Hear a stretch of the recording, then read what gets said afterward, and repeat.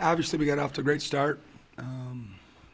And that about the second media, we were talking about, this is about us and trying to execute and play better, compete smarter, and kind of playing against the game at that point and try to use it, to try to get better and just work on us. And I thought for the most part there's a little lull there. I think it was later in the first half, where we had a group out there that didn't. But for the most part, I thought they handled the situation very well.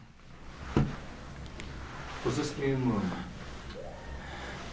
Did you do it with the Texas Rio Grande last year? Is it just a game with a travel partner that you wanted to not avoid, like 2 total weeks off in the last 4 weeks? Yeah, basically when the WAC schedule comes out, there's so many weeks where you only play one game.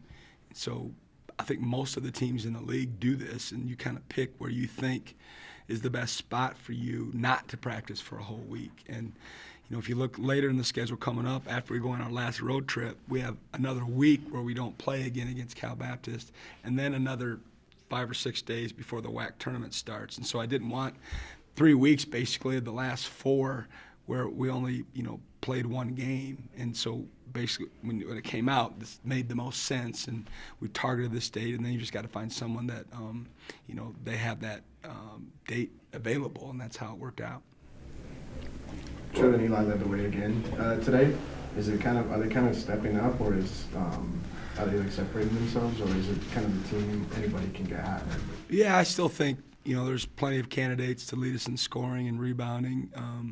Eli didn't play as well Saturday night, but up until then, he was definitely one of our better guys for a pretty good stretch. And then Trev's in the middle of a stretch where, not only is he putting up, pretty good numbers for his minutes, but more importantly, he's really learned to defend at the level that we asked our guys to defend, and just his comfort level, of just being here, being a student athlete at New Mexico State, and then certainly being a part of our program and the expectations that we have.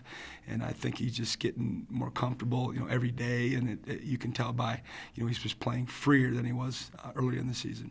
Are these games important to kind of maintain that depth that you've talked about, like keeping the guys at the end of the bench able to stay in the game flow? Obviously, before the game, you never know how it's going to unfold, but internally, I was hopeful that we were going to have a situation like this where we could play, guys like Jabari Rice and Keon Jones and Barrick and Mohammed more minutes, double-figure minutes, and one, to see where they're at, and two, to reward them. They work hard. Even the guys that aren't playing the heavier minutes are still, working their tail off in practice, and it's great. It was great. Once we got that lead, I was excited that we were going to be able to play different combinations and play those guys double-figure minutes, and it couldn't have worked out any better. I mean, obviously, Rob's out for the season. I'm sure he was disappointed. I know he was that, he wasn't able to play tonight and get, his 10, 12 minutes of experience. The other thing that you talked about this week in this game was just a chance to play after not playing your best against Seattle, it seemed like. Yeah, we need to get that taste out of our mouth. Obviously, we won, and that was the ultimate goal, but everybody that was here knew that we didn't play our best, but we still figured out a way to win, and I thought it was ideal for us to play again and feel better and have a little more positive momentum going forward. And having to wait a week after that wouldn't have been a lot of fun for any one of us in the program. And it's just what the doctor ordered. I liked how they played. I liked how they competed. I loved how they shared the ball. 23 assists on 32 baskets is phenomenal with only 7 turnovers. And I think we got that mojo back a little bit heading into Saturday's game. The guys are saying that the WAC seems to have gotten a little bit better overall. Does that kind of keep you on your toes a little bit as a coach?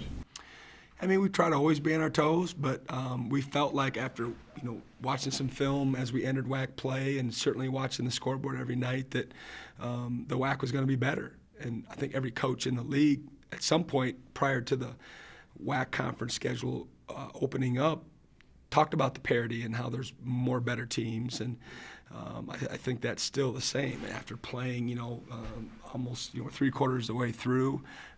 There's a lot of parity. Anyone can beat anybody, and we've just got lucky a couple times and were able to win some tight games. Otherwise, we're in the same boat as everybody else with 3-4 losses going down the stretch run, and we were fortunate not to be in that position. Couple more questions.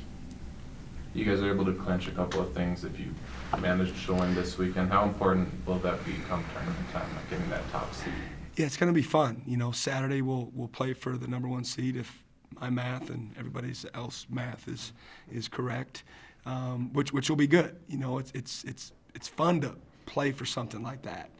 Our goals are to win championships. Every time there's a championship being given out, that's going to be our goal, to win it, if it's a tournament or a regular season or what have you. And, to be in this position now, it's going to be fun to talk to our guys about it leading up to the game and putting some pressure on ourselves, of closing it out and winning at home and kind of putting that #1 seed behind us. And then the next time we'll be able to win the conference outright.